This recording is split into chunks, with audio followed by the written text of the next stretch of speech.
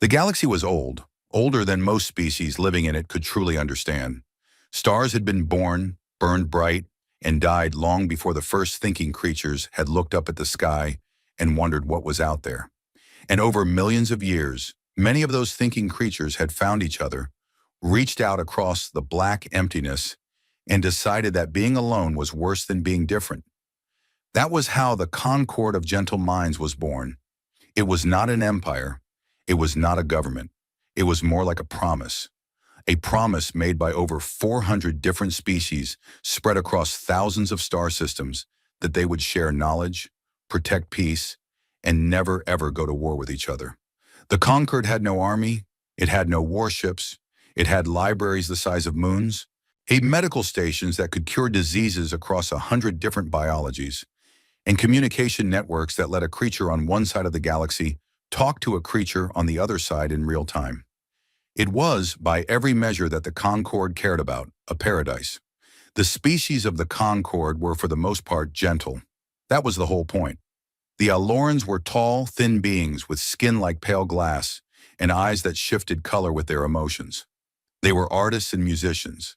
Their entire civilization was built around beauty. Their cities were living sculptures. Their technology was woven into crystal lattices that sang when the wind touched them.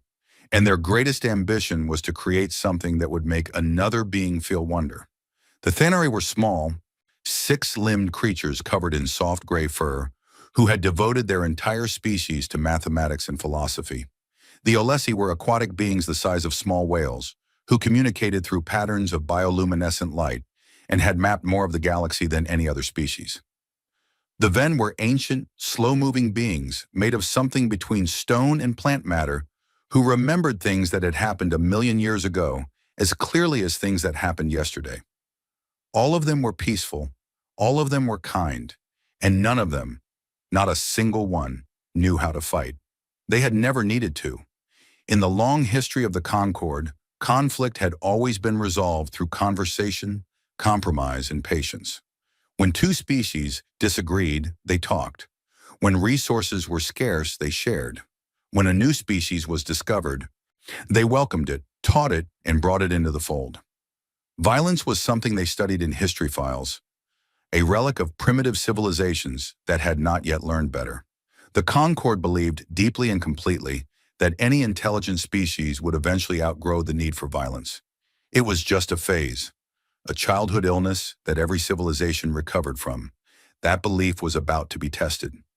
The first reports came from the edge of conquered space, from a string of small colony worlds near the galactic rim. Communication stations went silent. Supply ships vanished. Scout vessels that were sent to investigate never came back. For weeks, the Concord treated it as a mystery, perhaps a natural disaster, perhaps a technical failure. They sent more scouts. They analyzed data. They held meetings. Then the refugees arrived. They came in broken ships, packed so tightly that many had died during the journey. They were Pelori, a minor Concord species, insect-like beings with delicate wings and large dark eyes. They were shaking. They were terrified. And the story they told made no sense to the Concord. Something was coming, something from beyond the rim, from the dark space between galaxies where no one had ever bothered to look. A swarm, millions of ships, if they could even be called ships. They were more like living things, biological and mechanical at the same time, bristling with weapons and hunger. They did not communicate. They did not negotiate. They simply arrived, consumed everything of value, resources, technology, sometimes the inhabitants themselves, and moved on. The Pelori called them the Vreth, a word in their language that roughly translated to the mouth that is never full, the Vreth Dominion. The Concord reacted the way it always reacted to a problem. It formed a committee. It gathered data. It sent diplomatic envoys to the edge of its territory with messages of peace, translated into every language they knew and broadcast on every frequency. The envoys were never heard from again. The committee analyzed the silence and concluded that perhaps the Vreth simply had not understood the messages. They sent more envoys with better translations. Those envoys vanished too. Meanwhile, the Vreth kept coming. They moved like a tide, slow, steady, and unstoppable. Colony after colony fell. The Concorde watched through long-range sensors as entire worlds were stripped bare. The Vreth did not occupy territory. They did not build. When they consumed and moved forward, behind them they left nothing but dead rock and empty sky. The Concorde held an emergency summit. 400 species sent representatives to the great station at the center of Concorde space, a massive structure called the Gathering Hall that floated in the gentle light of a binary star system. For the first time in living memory, the mood was not calm, it was afraid. Speakers took the floor one after another. The Thenari presented mathematical models showing the Vreth's projected path. At their current speed, the swarm would reach the heart of Concorde space within 2 years. The Alessi shared sensor data showing the size of the Vreth fleet. Hundreds of thousands of vessels, maybe millions. The numbers were so large that some delegates simply refused to believe them. The Ven, ancient and patient, said nothing for a long time, and then said something that silenced the entire hall. "We have seen this before," the Ven elder said, its voice like stone grinding against stone. "In the old records, in the time before the Concorde, species like the Vreth come, and they consume, and they do not stop until there is nothing left to consume. We survived then because the galaxy was large, and we were small, and they did not notice us. But the Concorde is not small. The Concorde is bright and loud and full of life. They have noticed us." The hall erupted into argument.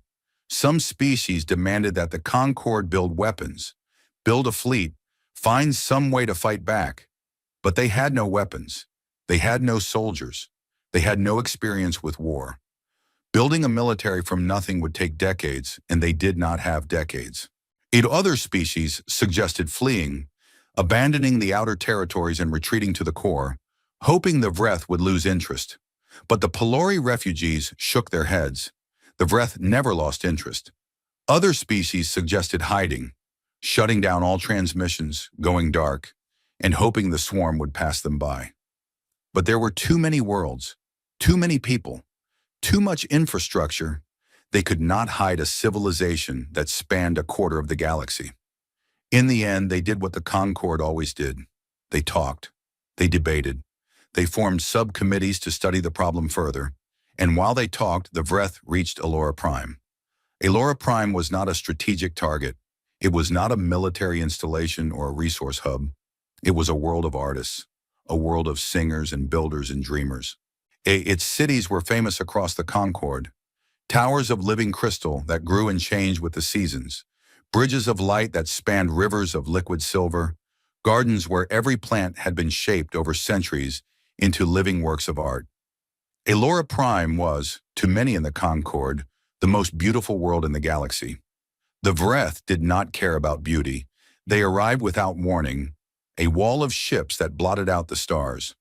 The Eloran defense systems, such as they were, consisted of a handful of orbital platforms designed to redirect asteroids and space debris.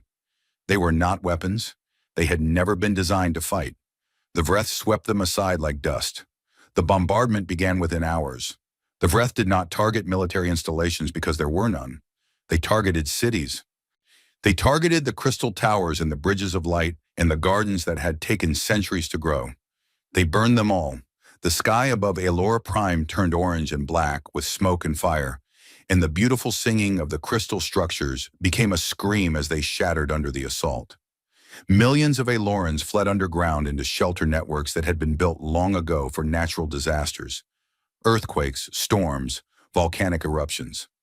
The shelters were not designed for war. They were not reinforced against bombardment. They were just holes in the ground where people huddled together in the dark and listened to their world die above them. Elder Sareth, the leader of the Eloran people, was an old being. Her skin had faded from the bright colors of youth to a soft, milky translucence, and her eyes, once a brilliant shifting kaleidoscope, had settled into a steady, deep blue, the Eloran color of sorrow. She had spent her entire life creating beauty. She had composed symphonies that made other species weep. She had designed gardens that bloomed in colors that most beings could not even see. And now she stood in a dark shelter beneath the ruins of her capital city, surrounded by frightened children and wounded survivors. and she knew that everything she had ever built was gone. But Sareth was not just an artist. She was a leader, and she knew that despair was a luxury her people could not afford. She made her way to the emergency communication station, a simple room with equipment that had not been used in centuries. The technicians were young, barely trained, their hands shaking as they tried to remember procedures they had only studied in theory. Sareth stood beside them, calm and steady, and told them what to do. "Send a distress signal," she said, "on every frequency, in every language. Send it to everyone." "Elder," one of the technicians said, his voice cracking, "the Concord knows what is happening here. They have been watching. They have done nothing." "Then we send it beyond the Concord," Sarah said. "We send it to everyone who can hear. Someone will come." The technician looked at her with eyes full of doubt, but he did as she asked. The distress signal was simple. It was not elegant or poetic or beautiful. It was not the kind of thing the Elorans usually created. It was raw and desperate and honest. "This is Elora Prime. We are under attack. Our cities are burning. Our people are dying. We have no weapons. We have no army. We cannot fight. We are asking, we are begging, anyone who can hear this, please help us. Please, we do not want to die." The signal went out at the speed of light, boosted by every relay the Elorans could reach. It crossed Concord space in hours. It was heard by hundreds of species. Council chambers and government halls and academic institutions across the galaxy received it, analyzed it, discussed it, and did nothing. The Thanari calculated that any intervention would result in unacceptable losses. The Olesi argued that the Freth might be reasoned with if given enough time. The Ven said that some things were simply beyond saving and that the Concord should focus on protecting what remained. One by one, species heard the cry and turned away. Not because they were cruel, not because they did not care, but because they were afraid, and they did not know how to be anything else. The signal kept traveling, past the borders of conquered space, past the charted systems and the known trade routes and the mapped nebulae, out into the wild, uncharted edges of the galaxy where the conquered had never bothered to look closely. It reached a small yellow star orbited by 8 planets, the third of which was a messy, noisy, chaotic little world covered in water and dirt and an astonishing amount of electromagnetic noise. The Concord had cataloged this system centuries ago during a routine survey. The survey team had noted that the third planet was inhabited by a tool-using species, bipedal, carbon-based, moderately intelligent, and extremely violent. They had tagged the file with a standard warning label: primitive, aggressive, do not contact. And then they had moved on and never thought about it again. The species on the third planet called themselves humans. At 3:14 a.m. Earth Standard Time, in a monitoring station buried deep in the mountains of what humans called the Swiss Alps, a junior signals analyst named Lieutenant Priya Okafor was halfway through a cup of cold coffee and a 12-hour shift that had been, until that moment, spectacularly boring. Her job was to monitor deep space frequencies for anomalies, a task that almost never produced anything interesting, since humanity's deep space sensor network was still relatively young and mostly picked up natural phenomena. But at 3:14, her console lit up. It was not a natural phenomenon. It was structured. It was repeating. And after she ran it through the translation algorithms, software that humanity had been developing for decades in the hope that someone out there was talking, she realized it was a message in dozens of languages, none of which she recognized, but all of which the algorithms could parse because they followed mathematical structures that were universal. She read the translation 3 times. Then she read it a 4th time because her hands were shaking and she wanted to make sure she was not imagining things. "This is Elora Prime. We are under attack. Our cities are burning. Our people are dying. We cannot fight. Please help us." Lieutenant Okafor did not form a committee. She did not run simulations. She did not debate the political implications or the strategic risks. She picked up her secure phone and called her commanding officer, Colonel James Hargrove, who was asleep in his quarters 3 floors above. "Sir," she said, "you need to see this, right now." Colonel Hargrove was a practical man. He had spent 30 years in the United Earth Space Command, and he had learned to trust his people. He was standing in the monitoring station within 8 minutes, reading the same translation that Okafor had read. He was quiet for a long time. "Is this real?" he asked. "The signal is real, sir. Point of origin is approximately 300 light-years from our position. The structure is too complex to be natural. Someone is asking for help." Hargrove stared at the screen. He thought about the chain of command. He thought about protocols and procedures and the 17 different approval processes that were supposed to happen before any military action could be taken. He thought about all of that, and then he thought about the words on the screen. "Our people are dying. We cannot fight. Please help us." He picked up the phone and called Fleet Admiral Kaylin Reese. The call woke her at 3:47. By 4:15, she was in her command center, surrounded by her senior staff, reading the same message. By 500, she had briefed the Secretary General of the United Earth Government. By 6 o'clock, the Security Council had convened an emergency session. There were arguments. Of course there were arguments. Humanity had never made contact with an alien species before. They did not know who was sending the signal, or who was attacking them, or whether this was even real. The risks were enormous. Sending the fleet meant leaving Earth and the colonies vulnerable. It meant crossing 300 light-years of uncharted space. It meant fighting an enemy they knew nothing about. Some voices urged caution. Some voices urged more analysis. Some voices said this was not humanity's problem. Admiral Reese listened to all of them. She was a tall woman with short gray hair and eyes the color of iron. She had fought in the Seoul Unification Wars. She had buried friends. She knew what war cost. She also knew something that she did not need a committee to tell her. "Someone out there is dying," she said, her voice cutting through the noise of the council chamber. "They are calling for help. They are saying they cannot fight. If we sit here and debate while they burn, and then we are not the species I thought we were." The vote was not unanimous, but it was overwhelming. The fleet would go. By noon, the mobilization had begun. Shipyards that had been quiet for years roared to life. Soldiers on leave were recalled. Supply chains pivoted. 12 carrier groups, 47 destroyers, and over 200 support craft, everything humanity had, began converging on the staging point near Jupiter. Admiral Reese stood on the bridge of her flagship, the UES Defiance, and looked out at the fleet forming around her. These were not elegant ships. They were not beautiful.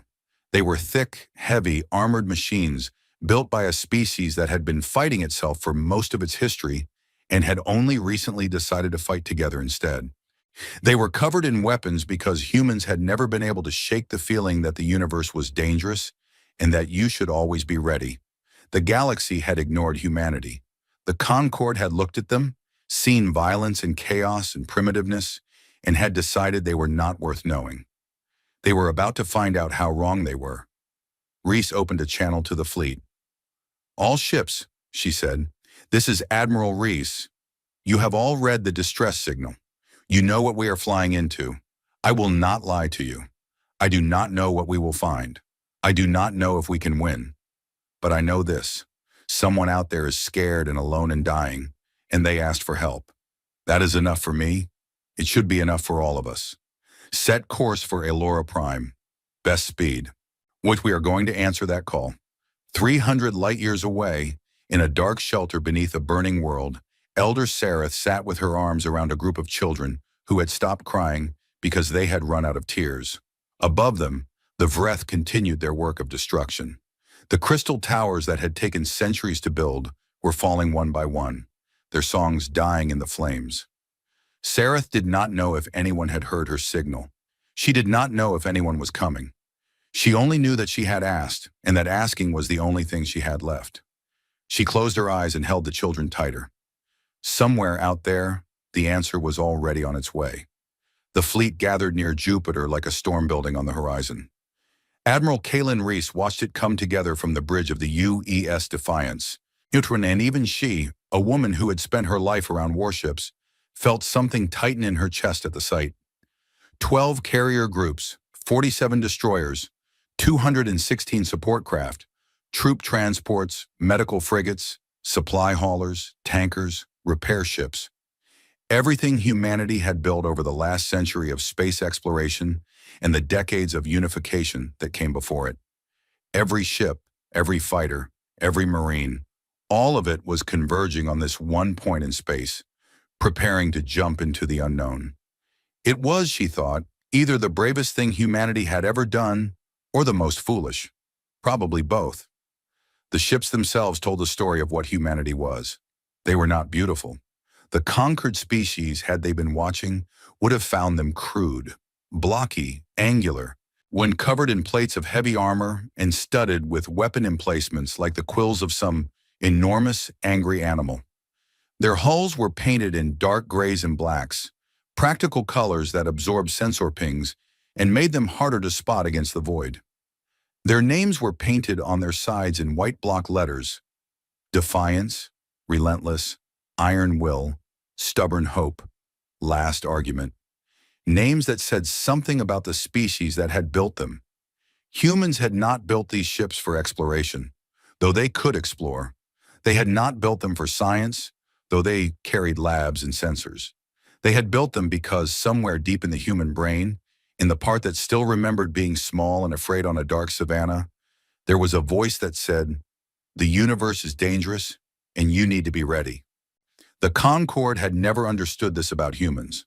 The Concorde survey team that had cataloged Earth centuries ago had looked at humanity's history, the wars, the weapons, the endless cycles of violence and rebuilding, and had seen a species that was broken, defective, a civilization that had not yet grown past its animal instincts. They had marked the file and moved on. What they had missed, what they could not understand from their safe distance, was that humanity's violence was not a flaw.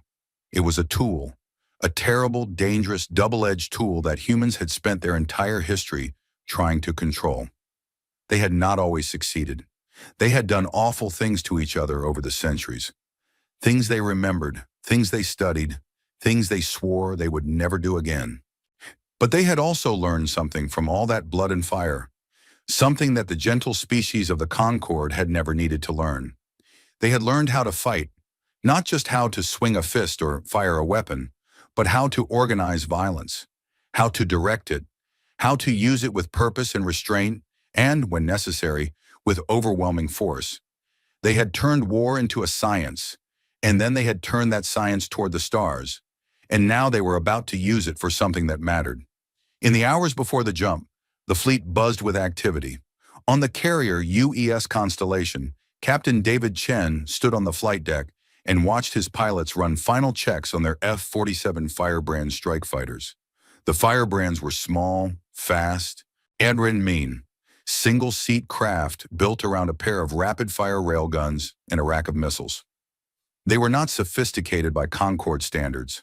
They used kinetic energy and explosive warheads instead of the elegant energy weapons that more advanced civilizations preferred. But they worked. They worked very well.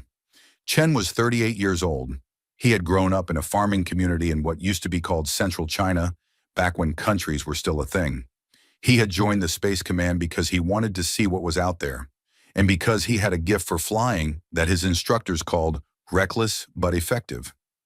He had never been in a real battle. None of them had. Humanity's wars had been with itself, fought on Earth and in the inner colonies. This was different. This was something entirely new. He looked at his pilots, young men and women from every corner of Earth and every human colony, checking their ships, reviewing their systems, trying to keep their hands steady. They were scared. He could see it in their eyes, in the way they moved too quickly or laughed too loudly. They were scared, and they were going anyway. That, Chen thought, was probably the most human thing there was. 3 decks below the flight deck, Sergeant Major Rosa Vasquez was doing her own kind of preparation. Vasquez was a Marine, 5 feet 4 inches of muscle and attitude packed into powered combat armor that made her 7 feet tall and capable of punching through a concrete wall. She was 41, scarred, and had been fighting in one form or another since she was 17. She had survived the Martian uprising, the Europa crisis, and a bar fight on Titan that had become legendary in Marine circles. Her job for this mission was simple on paper and impossible in practice: ground operations. If there were people down there who needed saving, It would be Vasquez and her Marines who would go down and get them. They had trained for hostage rescue, urban warfare, and civilian evacuation in 100 different scenarios. They had never trained for any of those things on an alien world against an alien enemy. She stood in the armory checking weapons with the careful attention of someone who knew that a jammed rifle meant a dead Marine. Around her, her soldiers were doing the same. Private First Class Tomoko Sato, barely 20 years old, was checking the power cells on her squad's plasma cutters, with hands that trembled slightly. Corporal Kwame Asante, at a built like a small building, was field stripping his heavy machine gun for the 4th time, a ritual that calmed him the way prayer calmed others. Staff Sergeant Elena Petrov was sitting quietly in the corner, writing a letter. Vasquez did not ask who the letter was for. She knew that tradition. Every soldier wrote one before a mission they might not come back from. "Sergeant Major," Sato said, her voice carefully controlled, "do we know anything about what we are fighting?" "Not much," Vasquez said honestly. "The signal says the attackers are some kind of swarm. Lots of ships, lots of ground forces. No communication, no negotiation. They just attack and consume. So we are flying 300 light years to fight an enemy we have never seen, on a world we have never visited, to save a species we have never met," Sato said. "That is correct." Sato was quiet for a moment. Then she smiled. A small, tight, nervous smile. "Sounds about right for the Marines?" Vasquez allowed herself a small smile back. "That is the spirit." On the bridge of the Defiance, Admiral Reese was having a very different kind of conversation. She was meeting with her senior commanders via holographic conference, the captains and commodores who would lead the fleet's various battle groups.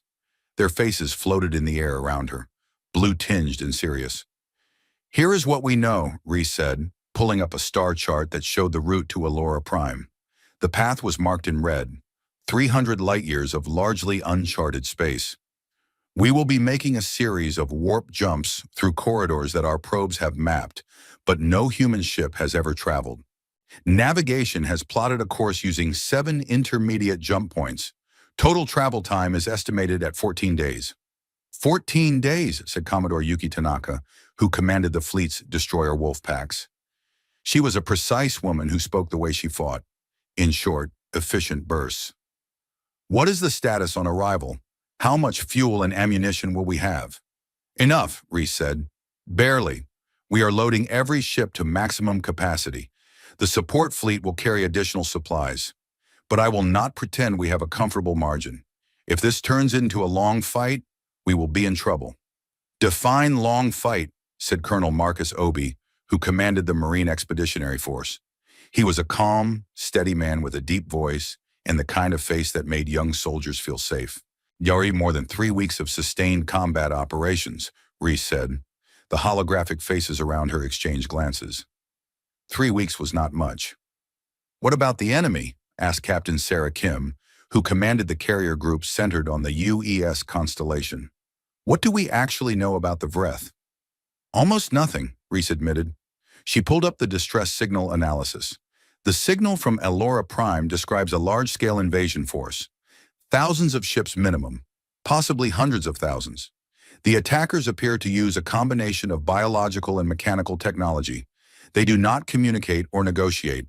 They attack, consume resources, and move on. "Biological and mechanical," Tanaka said, frowning. "Like living ships.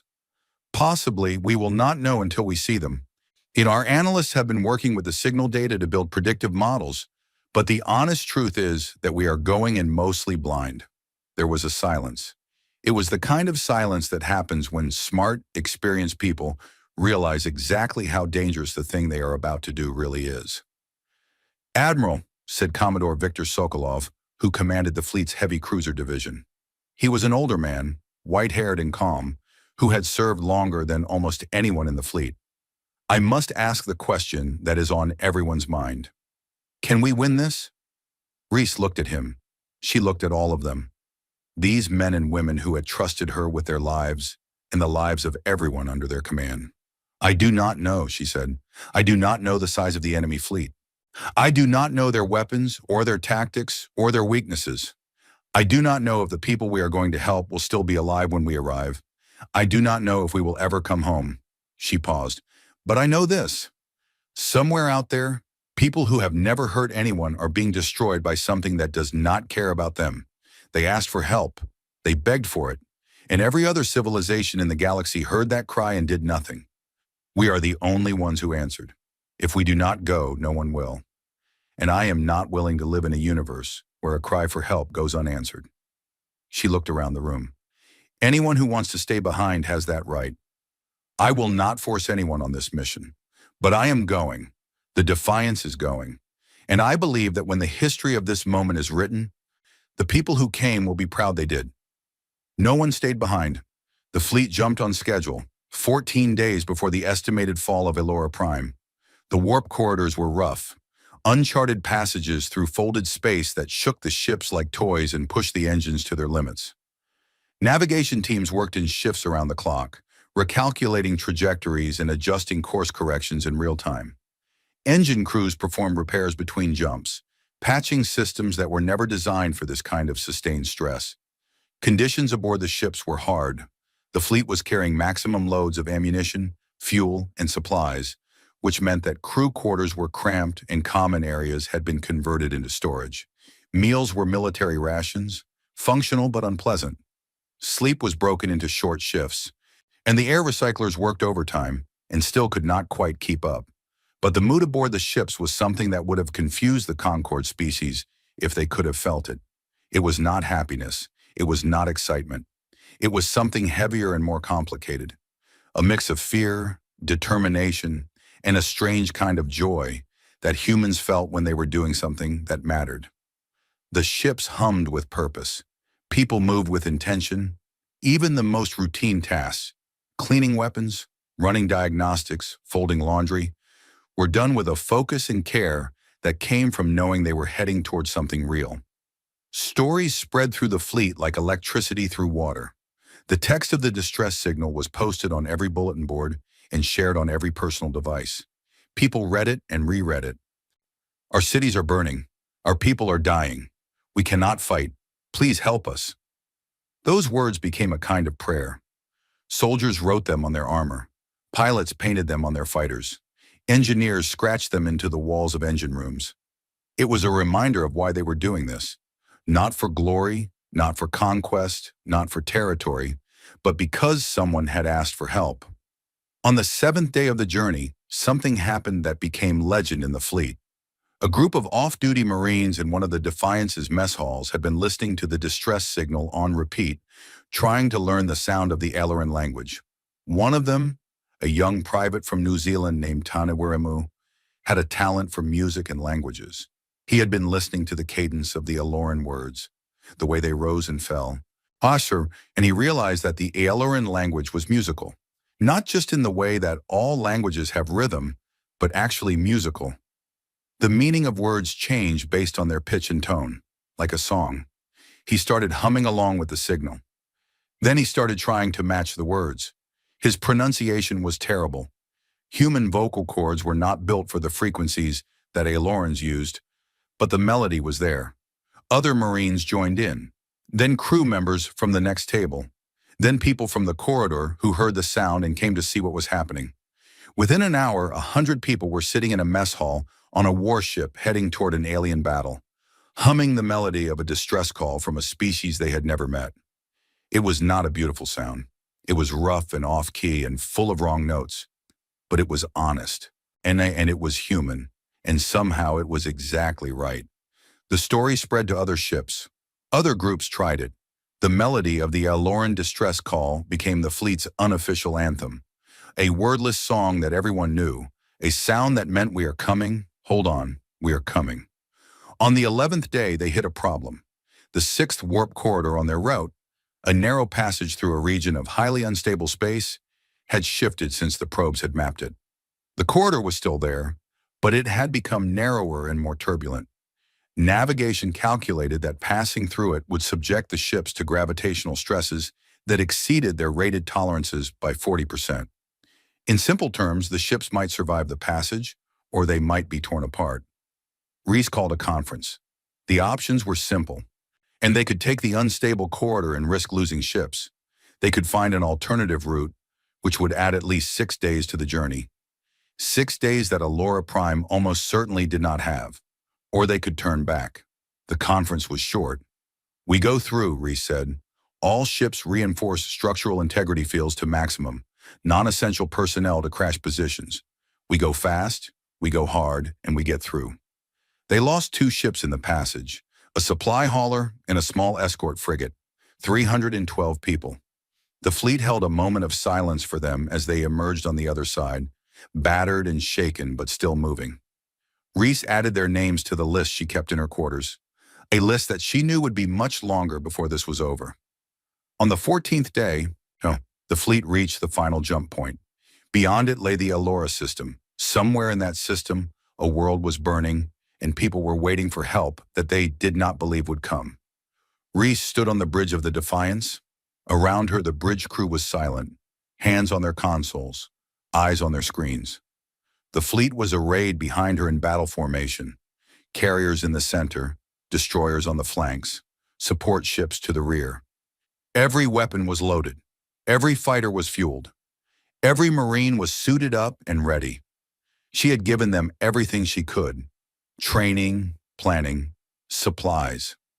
She had told them the truth about the risks. She had not promised them victory or survival. She had only promised them that what they were doing mattered. It was enough. It had always been enough. "All ships," she said, her voice calm and steady. "This is Admiral Reese. On the other side of this jump, there are people who have been waiting for someone to come. They have been waiting through days of fire and death, hoping that the universe was not as cruel as it seemed. We are the answer to that hope. We are the proof that when someone cries out in the dark, they are not alone." She took a breath. "I will not tell you this will be easy. I will not tell you we will all come home. But I will tell you this. What we are about to do is the most human thing we have ever done. We are going to help people who need us. Everything else is details." She looked at her helmsman. "Take us in." The fleet jumped. On the other side, the stars were different. The light of the Alluran sun was a soft, warm gold, and the system was filled with debris, shattered orbital platforms, fragments of destroyed ships, clouds of ash and dust that had once been satellites and stations. Through the debris, the planet was visible. It was a beautiful world. Blue oceans, green continents, wisps of white cloud, but huge patches of the surface were dark with smoke and fire, and in orbit around it, like flies around a wound, the Vreth fleet swarmed. There were thousands of them, tens of thousands, more than the worst estimates had predicted. They were dark, irregular shapes, not built so much as grown, their hulls a blend of metal and something organic that pulsed and shifted. They bristled with weapon clusters and sensor arrays and gaping openings that might have been hangar bays or mouths. They were ugly and wrong and terrifying. The Defiance's sensors screamed with contact alerts. The bridge erupted into controlled chaos as officers called out readings, distances, threat assessments. Thousands of enemy contacts, the planet's surface showing massive destruction. Life signs below the surface. Survivors huddled in shelters, still alive. Still alive. Reese felt something settle in her chest. Not calm exactly. Something deeper. Something that humans had felt since the first time one of them had picked up a rock to defend someone who could not defend themselves. "Open a channel," she said. "All frequencies, all languages, everything we have." The communications officer's hands flew across the console. "Channel open, Admiral." Reese looked at the burning world through the viewport. She looked at the swarm that surrounded it. She looked at the blinking lights on her tactical display that represented 10,000 enemy ships. And then she spoke. "This is Admiral Kalen Reese of the United Earth Space Command. We received your distress call. We have come a long way and we are not leaving. To the people of Allura Prime, hold on. Help is here. To the Vreth. This world and its people are under our protection. Leave now, or we will make you leave." She paused. "All ships, battle stations, launch all fighters, weapons free. Let us get to work." The fleet surged forward. The fighters poured from the carriers like wasps from a hive. The destroyers fanned out into their wolf pack formations, weapons hot and targeting solutions locked. 300 light years from home, Outgunned, outnumbered, and flying ships that no one in the galaxy thought could make it this far, humanity went to war for someone else. Below them, in a dark shelter beneath a ruined city, an old Aloran woman heard a voice on a frequency she did not recognize, speaking a language she had never heard. But the translation system still worked, even underground, even now. And when the words appeared on her screen, Elder Sareth read them and felt something she had not felt in weeks. Hope. Help is here. Someone had come. The Vreth had been consuming civilizations for longer than most species in the galaxy had existed. They had crossed the void between galaxies, drifting in a slow, patient migration that had taken thousands of years. And when they had arrived in this galaxy, rich and full of life, they had done what they had always done. They fed. They were not stupid. The conquered species made that mistake often, assuming that because the Vreth did not communicate in ways they understood, the Vreth must be mindless. They were not. They had intelligence, strategy, and a collective awareness that allowed millions of ships to act as one organism. They had consumed dozens of civilizations across 2 galaxies, and they had learned from every single one. They knew how species reacted when attacked. First came fear, then panic, then attempts at negotiation, then flight, then surrender. The pattern was always the same, and the Vreth had optimized their strategy around it. But when the human fleet dropped out of warp at the edge of the Elora system, broadcasting threats and launching fighters, the Vreth encountered something they had not seen before, something that did not fit the pattern. These newcomers were not afraid, or rather, and they were afraid, and fear was a chemical response that the Vreth could detect in biological organisms, and the humans radiated it. But they were not acting on their fear. They were acting on something else, something the Vreth did not have a category for. The humans were afraid, and they were attacking anyway. They were outnumbered by a factor of nearly 50 to 1, and they were attacking anyway. Their ships were small and crude compared to the biomechanical vessels of the Dominion, and they were attacking anyway. It did not make sense. The Vreth allocated additional processing power to the problem and continued with their standard response. Overwhelm, consume, move on. They had no idea what they were dealing with. Admiral Reese had spent the 14-day journey to Elora Prime studying every scrap of data humanity had about the Vreth, which was very little, and filling the gaps with educated guesses based on what she did know, which was how to fight. She had been a student of military history since she was a girl. She had studied every great battle and every great commander in human history, from Thermopylae to Stalingrad, from Midway to the Battle of Mars. She knew that being outnumbered was not the same as being outmatched. She knew that technology alone did not win wars. She knew that will, creativity, and the willingness to take risks could overcome almost any disadvantage. Her plan was built on 3 pillars. The first pillar was the carriers. The 12 carrier groups would position themselves in a defensive ring around the largest population centers on Elora Prime's surface, using the planet's gravity well as a natural barrier on one side. Their fighter wings would provide a layered defense, close-range interceptors to stop the Vreth from reaching the surface, and long-range strike fighters to hit the larger Vreth ships at a distance. The carriers themselves were heavily armored and bristling with point defense weapons, rapid-fire railgun turrets that could fill the space around a ship with a wall of metal slugs. They were not fast, but they were hard to kill. The second pillar was the destroyers. Commodore Tanaka's wolf packs, groups of 3 to 5 destroyers operating together, would be the fleet's offensive arm. They would not try to hold territory or defend positions. Their job was to hunt. They would sweep through the Vreth formation in fast, coordinated strikes, to targeting the largest enemy ships, the ones that seemed to serve as command nodes or resource processors, and hit them with everything they had before pulling back and disappearing into the chaos of battle. Hit and run, over and over. The third pillar was the Marines. Colonel Obi's ground forces would deploy to the surface as soon as it was safe enough to land, which Reese suspected would be never.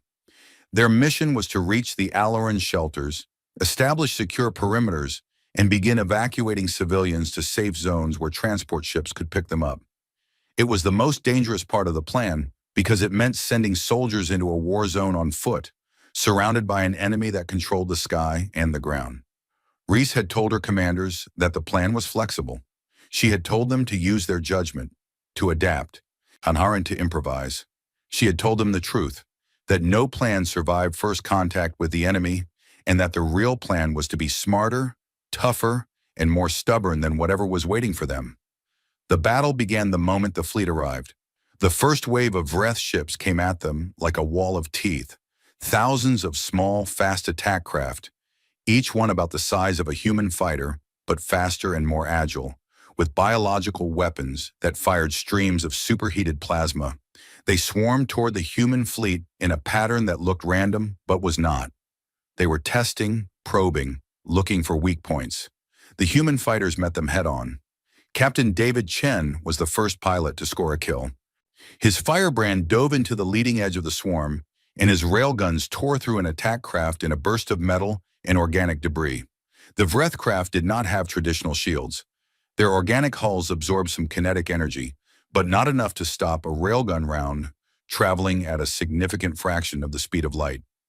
Chen fired again. Another kill. Another. The Vreth craft were fast, but human targeting computers were faster, and railgun rounds did not care about armor or biology. They punched through everything. "All fighters, engage at will," Chen broadcast to his wing. "They are fast, but they are not tough. Hit them and keep moving. Do not stop." The space around Elora Prime erupted into a maelstrom of fire and debris. Human fighters and Vreth attack craft wove through each other in a brutal dance, exchanging fire at ranges that would have given Concord naval theorists heart attacks. Human pilots died, their fighters shattered by plasma fire, their escape pods sometimes recovered, sometimes not. But for every human fighter that fell, a dozen Vreth craft were destroyed. The humans were better trained, better coordinated, and their weapons were devastatingly effective. But there were so many Vreth, so impossibly many. The swarm adapted. The Vreth collective intelligence analyzed the human tactics in real time and began adjusting. Attack craft started coming in larger groups, overwhelming individual fighters with sheer numbers. They shifted their approach angles, coming from above and below the ecliptic plane, where the human defensive formations were thinner. They targeted the carriers, sending waves of kamikazes that crashed into the armored hulls, each one a small explosion that chipped away at the thick plating. Reese watched the tactical display from the bridge of the Defiance, her eyes tracking the flow of the battle with the practiced calm of a commander who knew that panic was the enemy of good decisions. The carriers were holding. The point defense networks were shredding the kamikaze waves. But the Vreth were learning, and they were not running out of ships. "Tanaka," she said, "begin your attack runs. Target their biggest ships, the ones at the back of the formation. I want them to know we can reach them anywhere." Commodore Tanaka smiled. It was not a friendly smile. "With pleasure, Admiral." The destroyer Wolfpack surged forward. If the carrier battle was a siege, the destroyer attacks were surgery.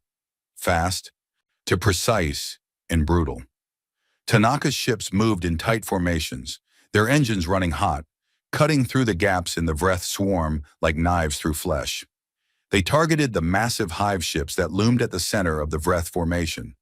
Organic mountains of metal and tissue, each one kilometers long, each one a processing node for the collective intelligence. The destroyers hit them with nuclear-tipped kinetic impactors, warheads mounted on dense metal rods that were accelerated to incredible speeds and then detonated on impact.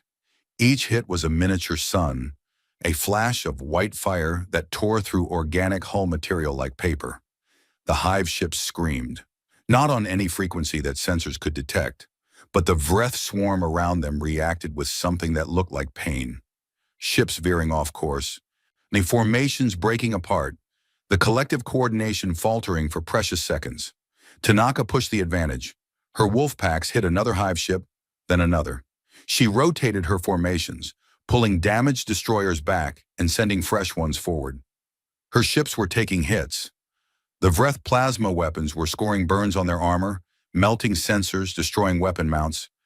But the destroyers kept coming. They were built to take punishment. They were built by humans. The battle raged for 3 days. 3 days of continuous combat. 3 days with no sleep for anyone, with damage control teams running from breach to breach, with pilots flying sortie after sortie, until their hands cramped on the controls and their vision blurred. 3 days of watching friends die on tactical displays. Green dots winking out, not replaced by the cold, blue marker that meant a ship was gone. 3 days of holding the line. On the second day, the Marines went in.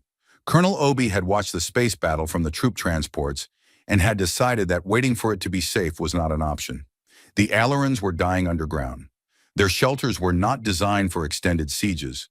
Air was running out, water recyclers were failing, and the Vreth had begun sending ground forces to the surface to root out survivors.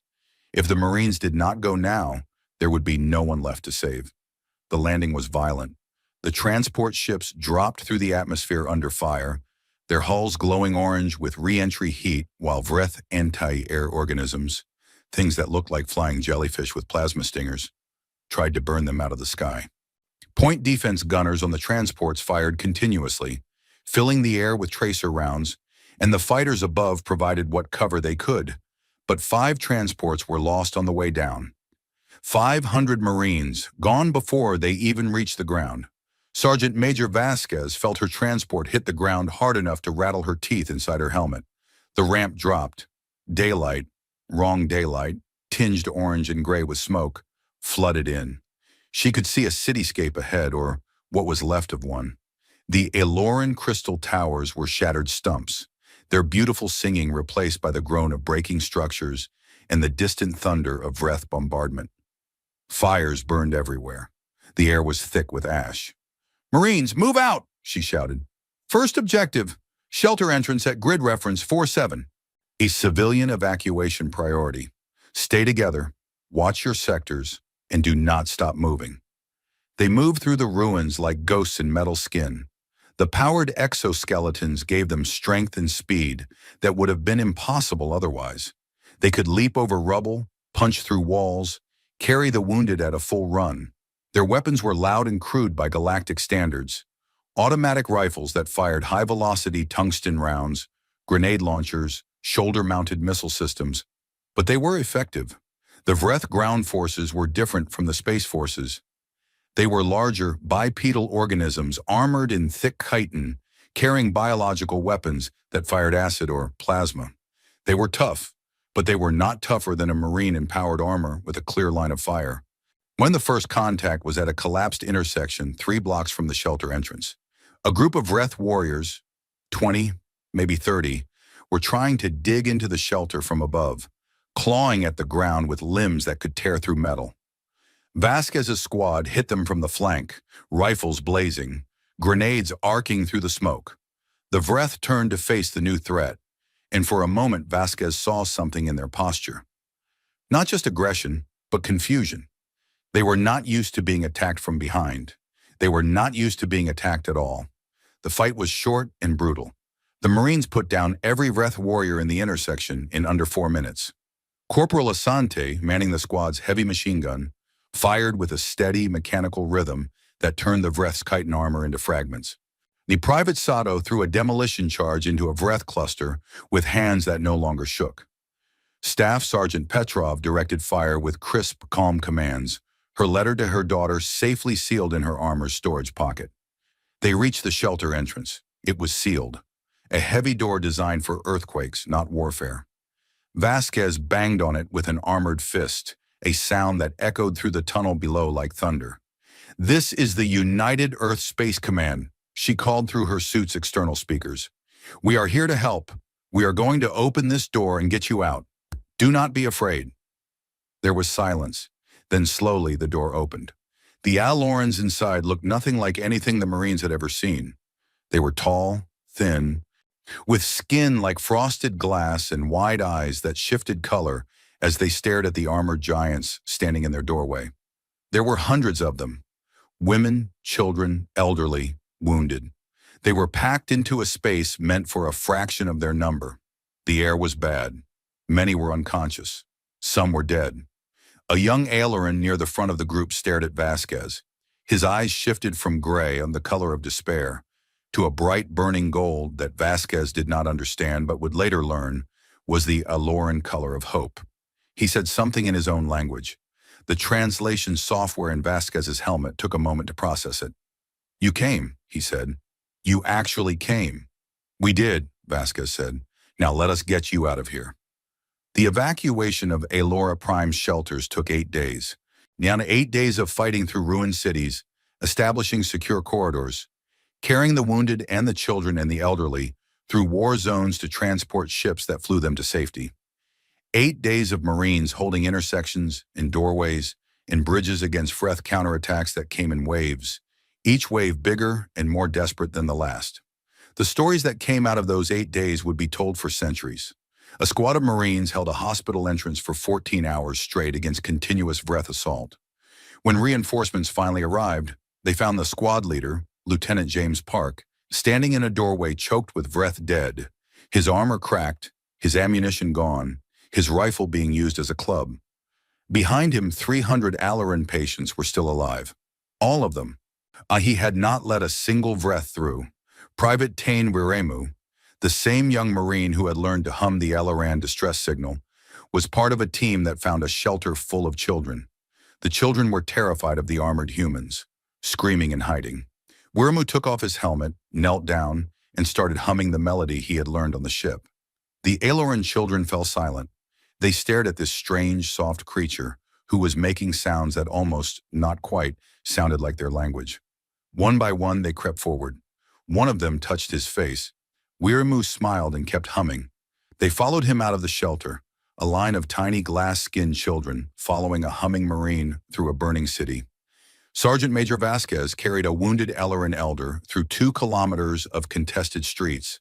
Though the elder was heavy, limp, barely conscious, and the streets were crawling with Vreth. Vasquez moved from cover to cover, firing one-handed with her sidearm, her other arm cradling the Aloran like a child. She took 3 plasma hits, one that melted the armor on her left shoulder, one that scorched her back, one that nearly took off her leg. She kept moving. She delivered the elder to a medical transport, laid her gently on a stretcher, and then went back for more. In space, the battle continued to rage. The Vreth, frustrated by their inability to break the human defensive formation, made their biggest gamble. They concentrated their entire remaining fleet, thousands of ships, into a single massive assault aimed directly at the Defiance. If they could destroy the flagship, they believed the human fleet would fragment. They were wrong about humans. Admiral Reese saw the assault coming on her tactical display. A tidal wave of ships converging on her position. She had 2 choices. She could pull back, reposition, try to avoid the blow. Or she could stand her ground and take it. She chose to stand. All ships, she broadcast, her voice steady as stone. They are coming for us. Good. That means they are not hitting the planet. Every second they spend on us is a second the Marines have to evacuate civilians. We hold this position. We hold it until the job is done. The Defiance shuddered as the first wave hit. Explosions bloomed across the viewport. The ship rocked and groaned, its armor absorbing impacts that would have destroyed any conquered vessel. Reese gripped the arms of her command chair and watched her tactical display with the cold focus of a woman who had made her peace with death a long time ago. The fleet closed ranks around the Defiance. Destroyers that had been hunting hive ships raced back to defensive positions. Fighters formed a screen so thick that the Vreth had to fight through layers of fire to reach the capital ships. The carrier groups poured everything they had into the defensive perimeter. Railguns, missiles, point defense cannons, filling space with so much metal that the Vreth assault slowed, stalled, and began to break apart. But the cost was terrible. Ships were dying. The destroyer UES Iron Will took a direct hit from a hive ship's main weapon and broke in half, both sections continuing to fire until they went dark. The carrier UES Constellation, Captain Chen's ship, lost its flight deck to a kamikaze strike. Chen himself was pulled from his ruined fighter by a rescue shuttle, unconscious, both legs broken, alive only because his suit's emergency systems had sealed his injuries before he bled out. The battle raged for 11 days in total, 11 days of fire and blood and metal and courage, 11 days of humans dying for people they had never met. And on the 11th day, the Vreth broke. It did not happen all at once. It started with the outer elements of the swarm pulling back, attack craft disengaging, hive ships turning away. Then the middle formations began to drift. their coordination failing as the collective intelligence struggled to process something it had never experienced before. A prey species that would not stop fighting. The Freth had lost thousands of ships. They had failed to take the planet. They had failed to destroy the human fleet, and the humans were still coming. The retreat became a rout. The Vreth swarm pulled away from Allura Prime, gathering itself into a loose mass that drifted toward the edge of the system. For the first time in anyone's memory, for the first time in the Vreth's own ancient memory, the Dominion fled from a fight. On the bridge of the battered, broken, still-floating Defiance, Admiral Reese watched the Vreth retreat on her tactical display. Around her, the bridge crew sat in stunned silence. Some were crying, some were laughing, some were just sitting, staring at their screens, unable to believe what they were seeing. Reese was quiet for a long time. Then she opened a channel. "All ships, this is Admiral Reese. The enemy is withdrawing. Maintain defensive positions. Continue evacuation operations. Do not pursue." She paused. "Well done. Well done, all of you." She closed the channel and sat back in her chair. The Defiance's bridge was scorched and battered. Half the consoles were dark, and there was a crack in the viewport that maintenance would later describe as concerning. Through that cracked viewport, the gold light of the Alloran sun shone on a world that was scarred and burning, but alive. They had done it. The numbers came in over the following days, and they were heavy. Humanity had lost a third of its fleet. 42,000 soldiers, sailors, and Marines were dead. Dozens of ships were destroyed, and most of the rest were damaged. The fleet that had crossed 300 light-years was barely capable of limping home, but Allura Prime still stood.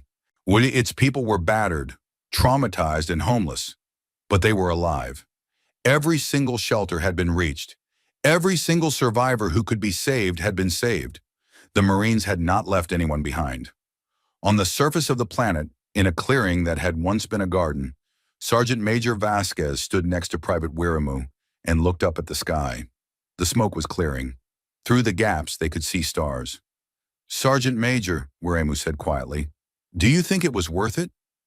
Vasquez thought about the 42,000 names that would be added to humanity's roll of honored dead.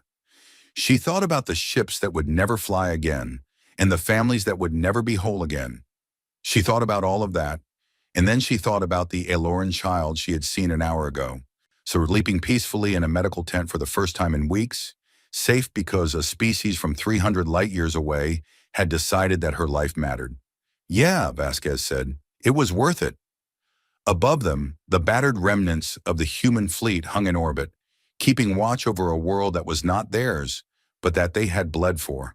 And across the galaxy, on conquered observation ships and in council chambers, and in the homes of 100 different species, beings who had done nothing watched the aftermath and felt something they had not felt before. Shame. And behind the shame, growing slowly like a seed in dark soil, something else. Admiration. The footage arrived first. Before the diplomats came, before the council debates began, before any official statement was made by anyone in the Concord of Gentle Minds, the footage arrived. It came from Concord observation ships that had been stationed at the edge of the Allura system, small, unarmed vessels with powerful sensors whose entire purpose was to watch and record. They had been watching when the Vreth attacked. They had been watching when the Allorans screamed for help. They had been watching when the Concord did nothing. And they had been watching when the humans came. The footage spread through Concord communication networks like fire through dry grass. It was raw, unedited, and devastating. It showed the human fleet arriving, those ugly, heavy ships dropping out of warp in a flash of distorted light, immediately broadcasting their presence, immediately launching fighters. Oh, it showed the battle in brutal detail. Human ships taking hits that should have destroyed them and continuing to fight. Human pilots flying into gaps in the Vreth formation that no sane navigator would attempt. Human destroyers charging at hive ships 100 times their size. It showed the landing. Transport ships screaming through an atmosphere full of fire. Marines hitting the ground, running, moving through burning cities toward the shelters. And then there were the ground recordings. The observation ships had deployed micro-drones to the surface, tiny camera platforms the size of insects, and those drones had captured everything. They captured Marines kicking down doors and carrying ailerons to safety. They captured a human soldier standing alone in a doorway, firing until his weapon was empty, and then fighting with his fists. They captured Private Wiramu, humming to a group of terrified children, leading them through smoke and rubble with nothing but a melody and a gentle voice. They captured Sergeant Major Vasquez, armor melted and burning, carrying an Aloran elder through a war zone, because putting her down was not something Vasquez was capable of doing. The footage was not propaganda. No one had staged it or edited it or added commentary. It was just what had happened, recorded by machines that did not understand what they were seeing. But the people who watched it understood. The Concorde had never seen anything like it. On the Thanari homeworld, a planet of libraries and lecture halls, the footage played on every screen in every university. The Thanari were mathematical beings. They understood the world through numbers, equations, and logical proofs. And they looked at the footage and tried to make sense of it in their usual way. They calculated the odds of the human fleet surviving the battle. They analyzed the tactical decisions and found them to be, by conventional military theory, somewhere between reckless and insane. They computed the cost-benefit ratio of the entire operation, the resources spent, the lives lost, the strategic value gained, and found that by any rational measure, the humans should not have come. And yet they had come, and they had won. And the Thanari, for the first time in their recorded history, encountered a problem that their mathematics could not solve. They called it the human variable, a factor in the equation that they could not define, could not quantify, and could not predict. It was the difference between what a rational species should do and what humans actually did. It was the gap between logic and something else, something the Thanari did not have a word for. Their philosophers would spend decades trying to name it. The closest they ever came was a Thanari concept that translated, roughly, as the madness that saves. On the Olesi homeworld, deep beneath a world-spanning ocean, the footage was displayed in shimmering bioluminescent patterns across the walls of their great debate chambers. The Olesi were scientists and mapmakers. They had charted more of the galaxy than anyone. They prided themselves on their objectivity, their ability to observe and record without bias or emotion. They had been the ones who first cataloged the Sol system and its primitive, aggressive inhabitants. And now they watched that primitive species save a world, and the Olesi felt something that their emotional vocabulary was barely equipped to describe. It was not admiration exactly. It was not guilt exactly. It was more like the feeling of having been completely, fundamentally wrong about something and only realizing it when it was almost too late. Their grand cartographer, the highest authority in Olesi society, issued a formal statement that would become one of the most quoted texts in galactic history. "We mapped the galaxy," the grand cartographer said, her words pulsing in patterns of blue and gold light. "We charted every star, every world, every civilization. We believed we understood the shape of things, but we missed something. We looked at the humans and saw only what was on the surface. The violence, the chaos, the noise. And we did not look deeper. We did not see what lay beneath. That was our failure. We are cartographers and we failed to map the thing that mattered most." On the Ven homeworld, a slow, quiet planet where the ancient stone plan beings lived in patient contemplation, the reaction was different. The Ven did not watch the footage with shock or surprise. They watched it with recognition. The Ven elder who had spoken at the emergency summit, the one who had warned the Concorde about the Vreth, watched the footage of the battle in silence. When it was over, the elder spoke a single sentence that was transmitted to every Ven community across the Concorde. "We have been waiting for them," the elder said. "For 1,000,000 years, we have been waiting for a species that would do this. And we told them to stay away. But it was on Elora Prime itself that the aftermath hit hardest. The Elorans were a people of beauty and art. Their entire culture, their entire sense of self was built around creation, the making of things that inspired wonder and joy. And now their world was in ruins. Their crystal cities were shattered. Their gardens were ash. Their songs were silent. Everything they had built over centuries was gone. They should have been destroyed by this. Culturally, spiritually, emotionally, By every measure the Concord used to assess the health of a civilization, the Alorans should have been broken. They had lost everything that defined them, but they had not lost everything. They had their lives. And they had them because strangers from the other side of the galaxy had decided those lives were worth fighting for. Elder Sareth walked through the ruins of her capital city in the days after the battle. She was accompanied by 2 human Marines who had been assigned as her escort. Not because she had asked for one, but because Sergeant Major Vasquez had decided that the Aloran leader needed protection and had sent her 2 best soldiers without being asked. The Marines walked behind Sareth in their battered armor, weapons ready, eyes scanning the rubble. They did not speak. They did not need to. Sareth looked at the destruction around her and felt grief so deep it was like drowning.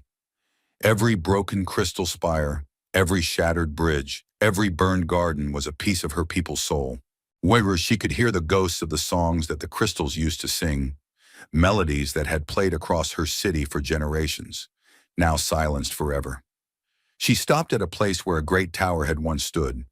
It had been the tallest structure on Alora Prime, a spire of living crystal that had grown for 600 years, its surface constantly shifting through colors that no other species could see. It had been called the voice of Alora because when the wind blew through it, it sang a song that was said to contain the entire history of the Aloran people. Sareth's grandmother had tended it. Her mother had tended it. Sareth herself had spent decades nurturing its growth, adjusting its harmonics, teaching it new songs. Now it was a stump of blackened crystal, barely taller than a human. Sareth stood before it for a long time, and the 2 Marines stood behind her, silent and still. Then she reached out and touched the broken crystal. It was warm. Not from fire. The fires had been out for days. Warm from within. Alive. Sareth closed her eyes. The crystal pulsed beneath her fingers. It was damaged, broken, barely functioning. But it was alive, and deep within it, like a seed buried in scorched earth, there was still a song, faint, fragile, but there. She opened her eyes and turned to the Marines behind her. They were young, one a woman with dark skin and patient eyes, the other a man with red hair and a face full of freckles. They were watching her with an expression she had learned to recognize in human faces over the past weeks.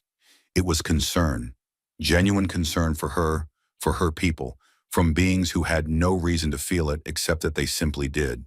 It is still alive, Sareth said. The woman Marine nodded. Then it can grow back.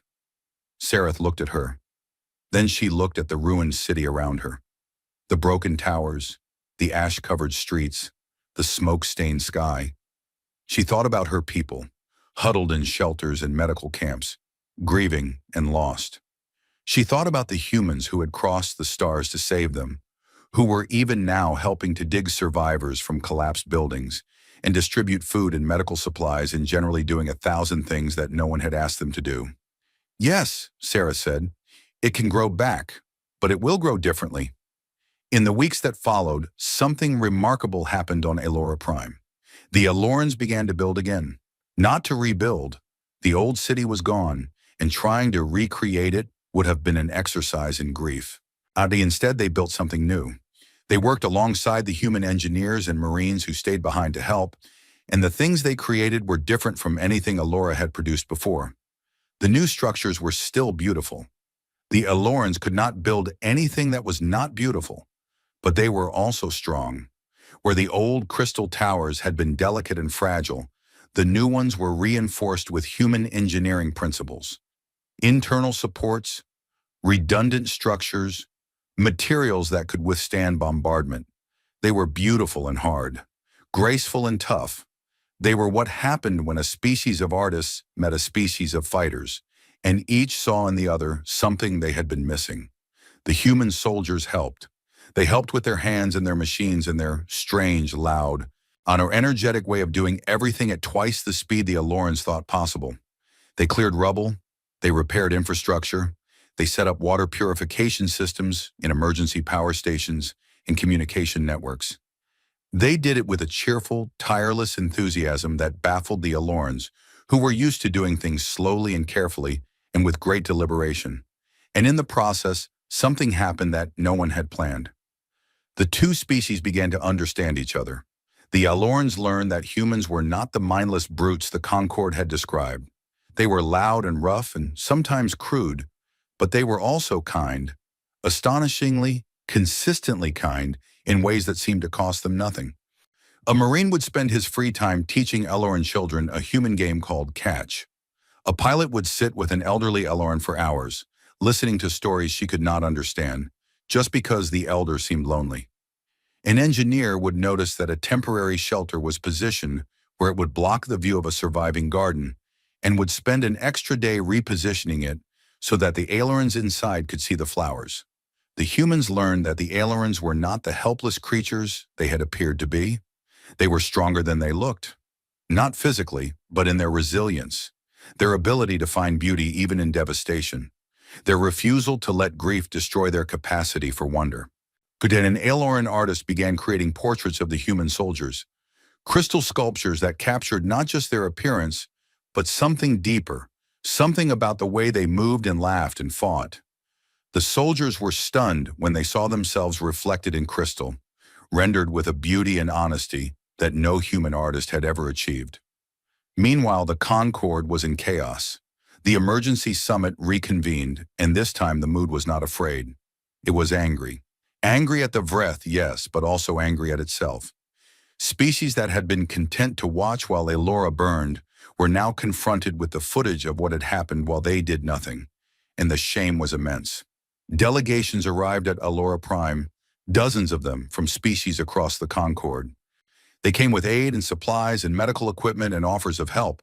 They came because they genuinely wanted to help, but also because the contrast between their inaction and humanity's sacrifice had become unbearable. Every Concorde citizen who saw the footage of a human Marine carrying an Ailoran child through fire was forced to ask themselves a question that the Concorde's philosophy of non-intervention had never prepared them for.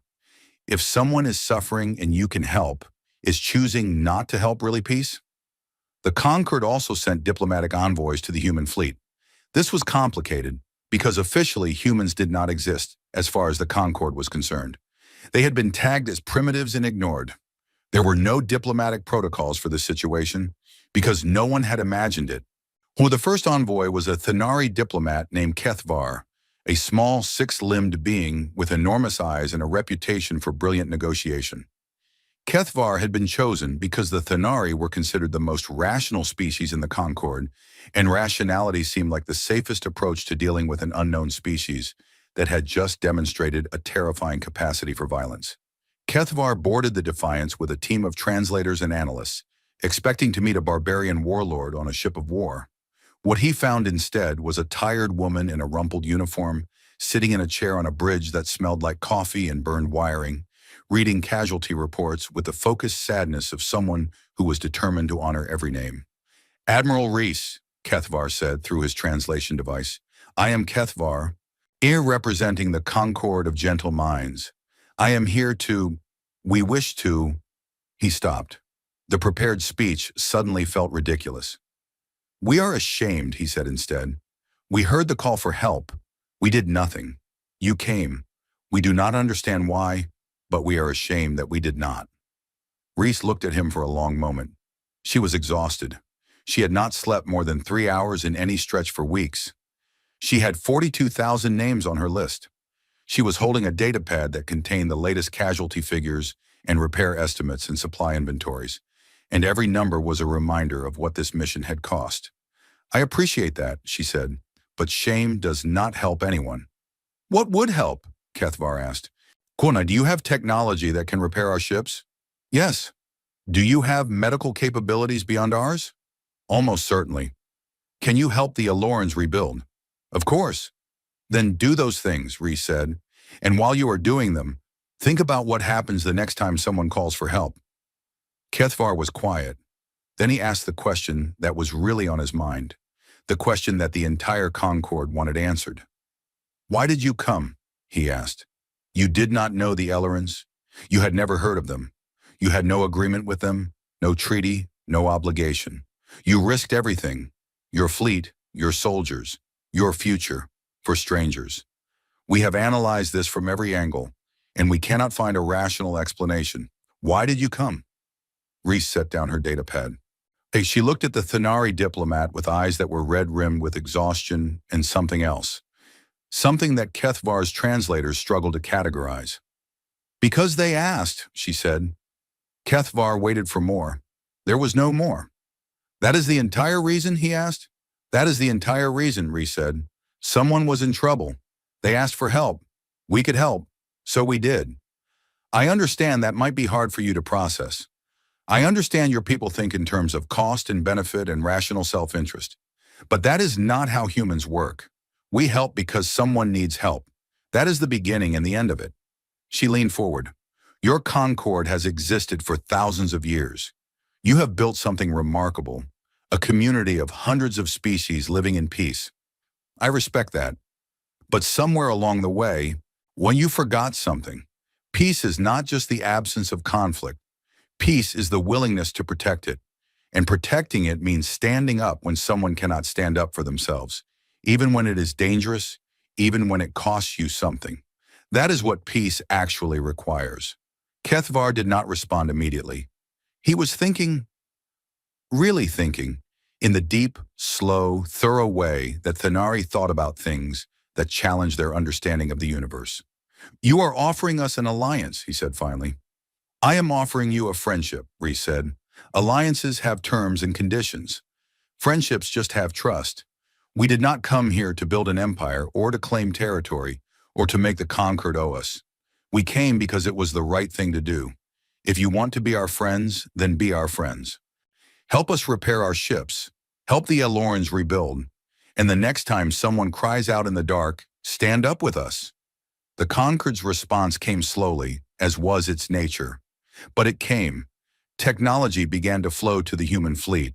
Advanced materials, better power systems, star charts that expanded humanity's knowledge of the galaxy by a factor of 1,000.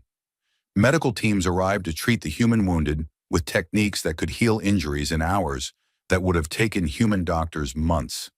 Engineers helped repair the battered ships with methods that made them stronger than they had been before. But the most important change was not technological, it was cultural. Across the Concord, the old philosophy of non-intervention was being questioned. Young Elorans were asking their elders to teach them how to defend their world. Thanari scholars were studying human military history with the intensity they usually reserve for pure mathematics. Olesi navigators were charting potential defensive positions and supply routes, activities that would have been considered obscene a year ago. Even the ancient Ven, who had not moved quickly in a million years, were discussing something they called the human lesson. On Elora Prime, the first memorial was raised. The Elorans built it where the voice of Elora had once stood. A new structure grown from the living crystal that still pulsed in the ruins of the old tower. It was not a replacement for what had been lost. It was something new. A tower of crystal that incorporated human design elements, strong and beautiful at the same time. Inside it, 42,000 crystal nodes had been grown, and we won for each human who had died in the battle. When the wind blew through the tower, each node sang with a slightly different voice, and together they created a song that was unlike anything the Elorans or the humans had ever heard. The Elorans called it the Song of the Answered Call. Sareth stood at its base on the day it was completed, surrounded by Eloran artists and human marines and Concord diplomats, and she listened to the crystal sing the names of the dead. It was, she thought, the most beautiful thing her people had ever created, not because of the craftsmanship or the technology or the design, but because of what it meant. It meant that the universe was not as cold as it sometimes seemed. It meant that when you cried out in the dark, sometimes someone heard you. Sometimes someone came. And it meant that Elora Prime would never be helpless again. Because in the days after the memorial was raised, Elder Sareth walked to the human command post and found Admiral Reese and asked her a question that no Concord species had ever asked before. Will you teach us to fight? Reese looked at the old Eloran artist, this gentle being who had spent her life creating beauty, who had watched her world burn, and who was now asking to learn the art of war. It was, Reese thought, the saddest and bravest thing she had ever heard. Yes, Reese said, we will teach you. And somewhere in the dark spaces between the stars, The Vreth Dominion was regrouping, licking its wounds, processing the impossible thing that had happened to it, learning. It would be back. It was always back. But the next time it came, it would not find a galaxy of gentle minds waiting in the dark, hoping to be left alone. It would find something else entirely. 2 years passed. In galactic terms, 2 years was nothing. A blink, a heartbeat, a single grain of sand falling through an hourglass the size of a star. But for the species of the Concord of Gentle Minds, those 2 years changed everything. It started small. A group of young Elorans traveled to Earth, the first aliens to ever set foot on the human homeworld, to study at the United Earth Military Academy in Geneva. They were artists, musicians, architects. They had never held a weapon. They had never raised their voices in anger. They arrived expecting to find a world of warriors, hard and cold and efficient, a planet that had been shaped by violence into something blunt and sharp. What they found was something else entirely. Earth was messy. It was loud and crowded and chaotic, full of contradictions that made no sense. The same species that had built weapons capable of cracking a planet had also built concert halls where a single voice could bring 1,000 people to tears. The same cities that housed military command centers also housed museums, parks, schools, bakeries, theaters, and an astonishing number of places where humans gathered for no purpose other than to sit together and drink hot brown liquid they called coffee. Humans could be terrifying in battle and absurdly gentle in peace. They could argue with each other over trivial things with an intensity that suggested the fate of the universe hung in the balance, and then laugh about it 5 minutes later. The Alaran students were bewildered at first, and then fascinated, then something deeper. They trained alongside human cadets, learning tactics and strategy and weapons handling. The physical training was brutal by Alaran standards. Alarans were not built for endurance or strength in the way humans were. But the human instructors adapted. They did not make the training easier. Instead, they found ways to help the Alorans use their own strengths, their extraordinary spatial awareness, their ability to process multiple sensory inputs simultaneously, their precision and attention to detail. An Aloran might not be able to carry a heavy weapon for 10 kilometers across rough terrain, but an Aloran could see a battlefield in 3 dimensions with a clarity that left human tacticians speechless. Within months, the first Aloran training cadre was sent home to begin building Alora's first defense force. They carried with them human tactical manuals translated into the Aloran musical language, training equipment modified for Aloran physiology, and something less tangible but more important, a new understanding of what it meant to protect something you loved. The Alorans were just the beginning. Word of what humanity had done at Alora Prime had spread to every corner of the Concord, and with it came a question that the Concord had never had to face. What happens when the things you love are threatened and you cannot defend them? For species that had spent centuries or millennia believing that violence was a primitive impulse to be outgrown, the question was deeply uncomfortable. But the footage from Alora Prime made it unavoidable. The Vreth had not cared about the Concord's philosophy of peace. They had not been impressed by its culture or its knowledge or its kindness. They had come to consume, and the only thing that had stopped them was a species willing to fight. One by one, conquered species began reaching out to humanity.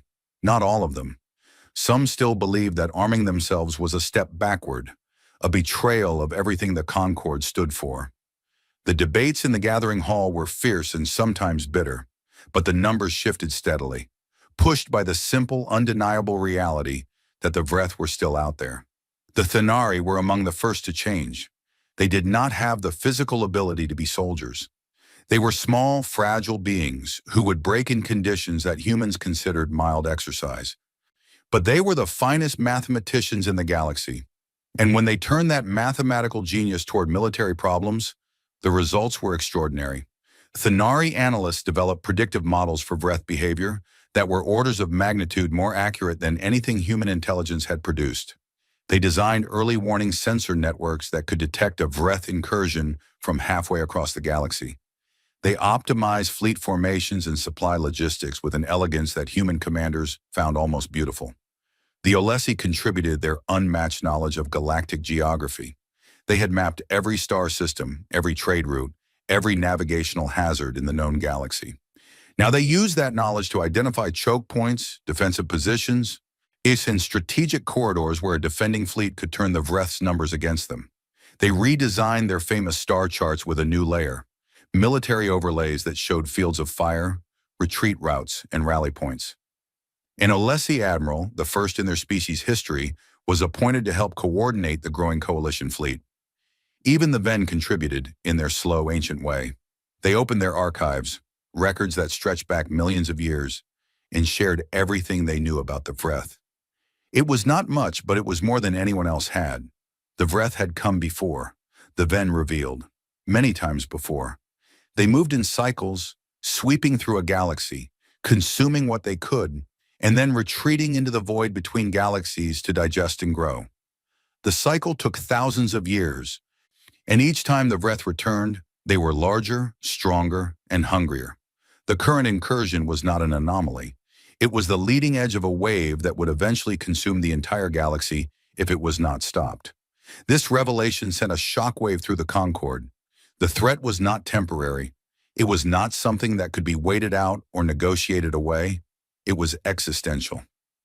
Admiral Reese, who had become humanity's de facto ambassador to the Concord, a role she had never wanted and could not seem to escape, addressed the gathering hall for the first time. She stood at the speaking platform, a small human figure surrounded by beings of every shape and size, and she spoke simply, the way she always spoke. "The Vreth are coming back," she said. "Not today, maybe not this year, but they will come. And when they do, they will not care who fought at Allura Prime and who hid. They will consume everything equally. The only question is whether we face them alone or together." She looked around the vast chamber, at the Thenari perched on their high seats, at the Olesi floating in their water-filled observation pods, at the Ven sitting like ancient mountains in the back rows, at the hundreds of other species she had come to know over the past 2 years. "Humanity will teach anyone who wants to learn. We will share everything we know about fighting, about defending, about war. We will not ask for payment or allegiance or submission. We will ask for one thing, that when the next call for help comes, you answer it. Not because you have to, not because someone told you to, but because it is the right thing to do." She paused. "That is all I have. And that is all humanity has ever had, the willingness to show up when it matters." The response was not immediate. This was the Concord. Things moved slowly, through debate and consensus and careful deliberation. But over the following months, the coalition grew. Species that had never imagined building warships began building them, guided by human engineers. Species that had never trained soldiers began training them, guided by human marines. The shipyards of a dozen worlds retooled, and the elegant, beautiful vessels of the Concord were modified, not to replace their grace with human brutality, but to combine both. Crystal hulls were reinforced with armor plating. Sensor arrays were paired with targeting computers. Ships that had been designed to explore were given the ability to fight. It was not easy. There were failures, setbacks, and frustrations on all sides. Human military culture was direct, loud, and sometimes abrasive. Conquered species were patient, indirect, and sometimes maddeningly slow. Communication was a constant challenge, not just linguistic, but cultural. A human drill sergeant's idea of motivation sounded like verbal abuse to most Concord species. A Thenari officer's idea of giving orders, a 30-minute mathematical proof of why a particular tactical decision was optimal, drove human soldiers to the edge of sanity. But they adapted, slowly, painfully, with 1,000 misunderstandings and 1,000 small reconciliations. They adapted. And in the process, they created something that had never existed before. A military force that was not just multi-species, but truly integrated, each species contributing what it did best, each one compensating for the weaknesses of the others. Human commanders provided the aggression, the tactical creativity, and the sheer stubborn refusal to give up. Thenari strategists provided the mathematical precision, the predictive models, and the logistical frameworks. Olesi navigators charted the battle space with an accuracy that bordered on precognition. Aloran soldiers, still new to warfare, still uncomfortable with violence, brought a spatial awareness and sensory acuity that made them extraordinary scouts, sensor operators, and communications specialists. A dozen other species contributed a dozen other strengths. Together, they were something the galaxy had never seen. Sergeant Major Vasquez, now promoted to Command Sergeant Major and assigned as Senior Enlisted Advisor to the Coalition Ground Forces, each spent her days training soldiers from species she had never imagined. She taught Aloran recruits how to clear a room and establish a defensive perimeter. She taught Thanari cadets, tiny, brilliant beings who came up to her knee, how to read a battlefield and identify threats.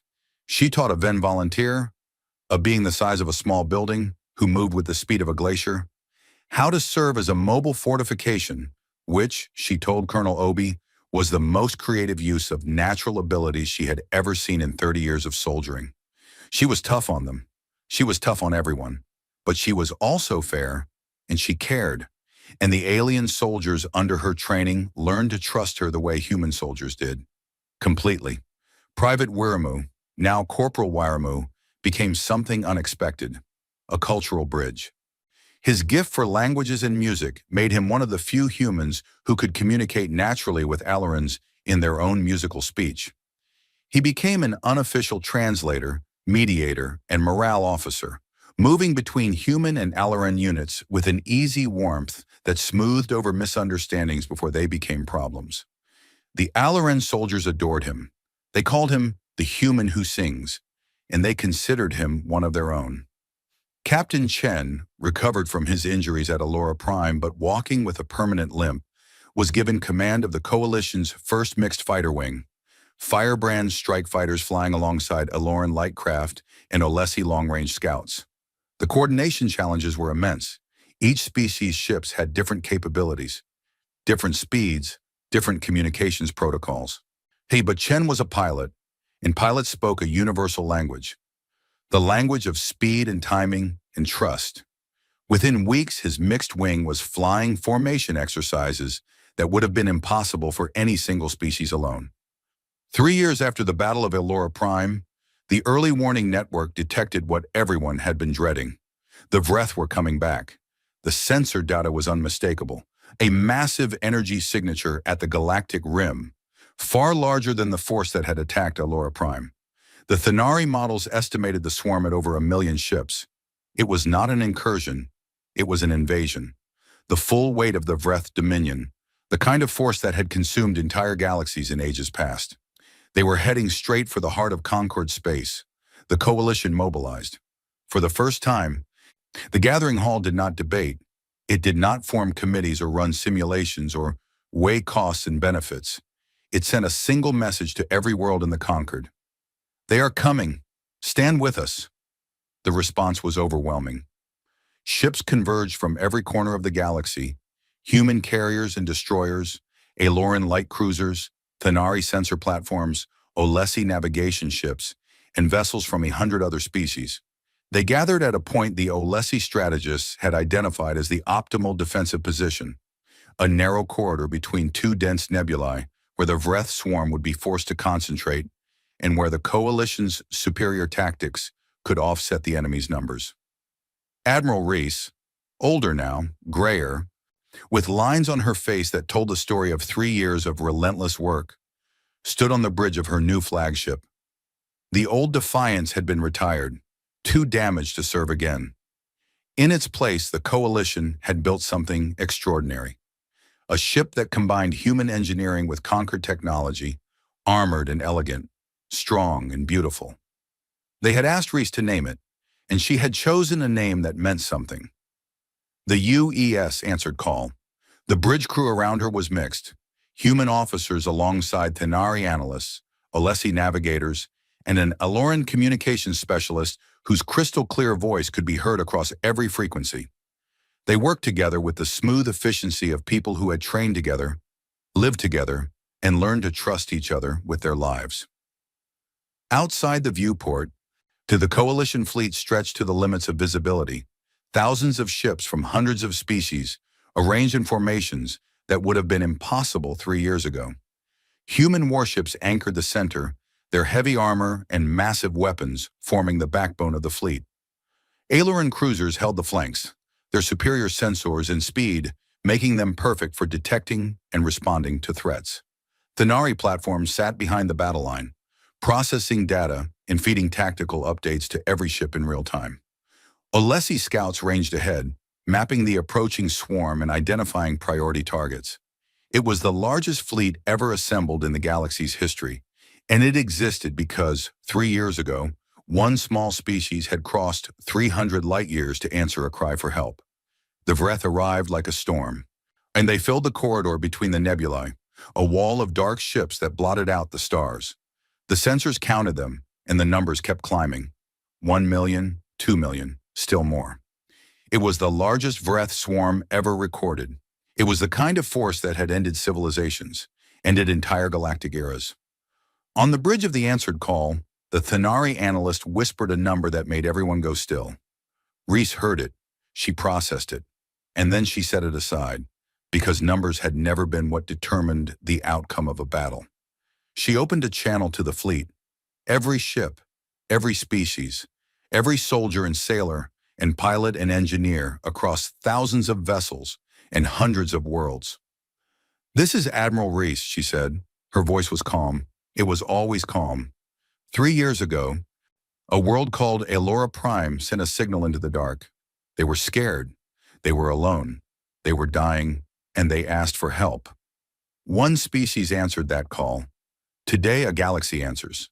She looked at her bridge crew, human, Eloran, Thenari, Olesi, and saw in their faces the same thing she felt in her own chest. Not just courage, not just determination, something bigger than any of them, something that happened when hundreds of species looked at each other and decided together that they were worth fighting for. They cried out for help, Reese said. We answered. Now we answer together. She gave the order. The coalition fleet surged forward. What followed was the largest battle the galaxy had ever seen. It raged across the corridor between the nebulae for weeks. A continuous, rolling thunder of combat that involved millions of ships and billions of lives. The details of the fighting would fill libraries. But the outcome was decided not by any single moment or any single ship, but by something the Vreth collective intelligence could not compute and could not counter. The coalition fought as one, not like the Vreth's forced collective, where individual ships were extensions of a single mind, but as a true alliance.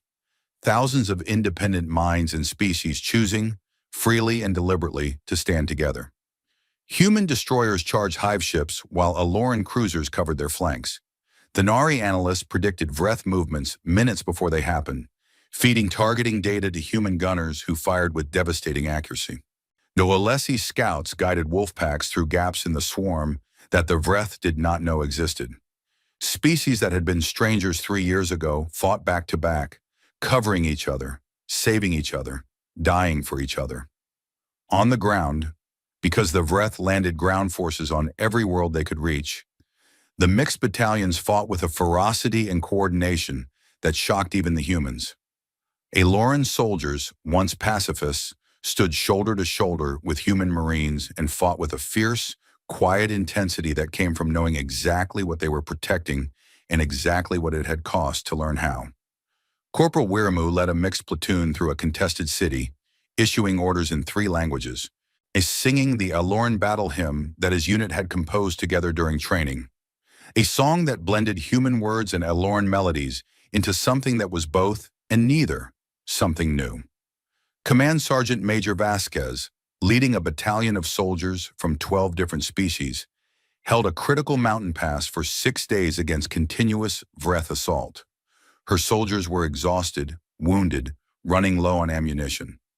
On the 5th day, a young Eloran private, one of her first trainees, took a plasma hit that should have killed him. Vasquez dragged him to cover, patched his wound with human medical supplies, and propped him against a wall.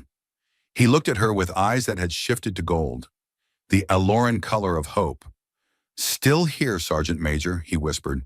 "Still here," she said. "And we are not leaving." They held the pass. All 6 days. When reinforcements finally arrived, Vasquez was still standing in the same position, still firing, still refusing to give 1 inch of ground. The turning point of the battle came on the 18th day, when the coalition fleet executed a maneuver that had been designed by Thenari strategists, refined by human tacticians, and made possible by Alessi navigation. A coordinated, simultaneous strike by over 1,000 ships on the 17 largest Vreth hive ships. The strikes were timed to within fractions of a second, hitting the command nodes of the Vreth collective intelligence at the same moment, creating a cascade failure that disrupted the swarm's coordination across the entire battlefield. For 90 seconds, the Vreth fleet was blind. 90 seconds was enough. So the coalition poured through the gaps. Destroyer wolf packs tore into the disoriented swarm. Fighter wings swept through confused formations, destroying thousands of ships that had lost their collective direction. The human carriers advanced for the first time, their massive railgun batteries firing in sustained salvos that carved corridors of destruction through the enemy fleet. The Vreth tried to recover. They tried to rebuild their coordination, to reform their swarms, to adapt as they had always adapted. But every time they found a new pattern, the Thenari predicted it, the Alessi mapped it, and the human-led strike forces shattered it.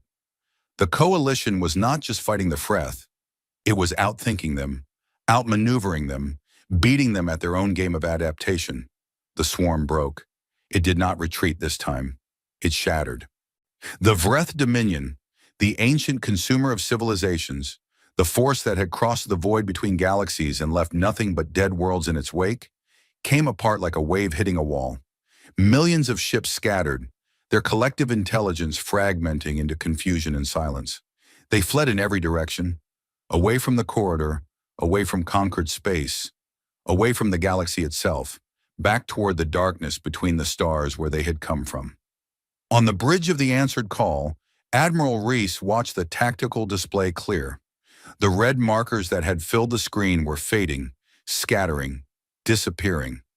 The blue markers, the coalition ships, held their positions, battered and bleeding but unbroken. The bridge was silent for a long time. Then the Aileron communications specialist, a young woman named Lyra, who had been one of the first Aloran cadets at the Geneva Academy, began to sing. It was a low, soft melody, an Aloran morning song for the dead, and one by one, the other bridge crew joined in. The Thenari hummed in harmonic resonance, the Alessi pulsed with gentle light, and the humans, rough-voiced, off-key, but entirely sincere, sang along as best they could. Reese listened. She thought about the 42,000 from the first battle and the hundreds of thousands from this one. Human, Aloran, Thenari, Alessi, and 100 other species. All of them gone. All of them here because someone had once cried out for help and someone else had answered. She leaned forward and opened a channel to the fleet. Every ship, every species, every survivor. The enemy is broken, she said. We won. Not humanity, not the Concord, all of us. Together. Remember this. Remember what we did here. Remember that the galaxy is full of beings who are worth fighting for, and that we proved it today. In the years that followed, the galaxy changed in ways that no one could have predicted. The Concord of Gentle Minds was reformed. It kept its name because the gentleness was still there. Still valued, still central to what the Concord believed, but it was no longer a gentleness born of avoidance. It was a gentleness backed by strength. The new Concord had a defense force, a coalition fleet, and a shared commitment that no call for help would ever go unanswered again. Humanity was given a permanent seat on the Concord Council. Admiral Reese attended the ceremony where the old advisory label on Earth's file was formally removed. In its place, the Aelorans had proposed new words that had been approved by every species in the Concord without a single dissent. Humanity. When the galaxy was afraid, they answered. When we had no hope, they became our hope. Do not ignore them. Stand with them. Reese read the words and felt her eyes sting. She was not a woman who cried easily. She blamed the smoke. On Aelora Prime, the song of the answered call still sang in the wind. The memorial tower had grown over the years. New crystal nodes added for every life lost in the great battle. Not just human lives now, but Aeloran and Thenari, and Olesi, and all the rest. The tower was taller than the original voice of Alara had ever been, and its song was richer, fuller, a melody composed of hundreds of species blended together into something that was heartbreaking and hopeful at the same time. Elder Sareth, very old now, visited the tower every morning. She would stand at its base and listen, and sometimes she would touch the crystal and feel the warmth of life within it, and she would think about the day a signal went out into the dark and someone answered. She had asked the humans once, early on, why they had come. Admiral Reese had given her a simple answer. Other humans had given her other answers. Duty, honor, empathy, stubbornness, the inability to hear someone suffering and do nothing about it. All of those answers were true. But Sareth, who was an artist and understood that the deepest truths were often the simplest ones, had eventually found her own answer. Humans came because that was what humans were. They were loud and messy and sometimes frightening. They fought too much and laughed too loud and felt things too deeply. They were scarred by their own history, marked by their own violence, haunted by their own mistakes. But underneath all of that, at the core of what made them human, was something that the Concord's greatest philosophers had spent millennia searching for and never found. It was the refusal to look away. When someone was hurting, humans could not look away. When someone was in danger, humans could not stand still. When someone cried out in the dark, humans could not stay silent. It was not rational. It was not calculated. It was not always smart. But it was real and it was powerful, and it had saved a galaxy. On the Memorial Hill on Alora Prime, the wind blew through the Crystal Tower, and 42,000 voices sang alongside hundreds of thousands more. A chorus of the honored dead whose sacrifice had proven something that the universe had always needed to know. That the darkness was vast and cold and full of terrible things, but it was not empty, because somewhere out there, always, there were humans. And humans answered, always.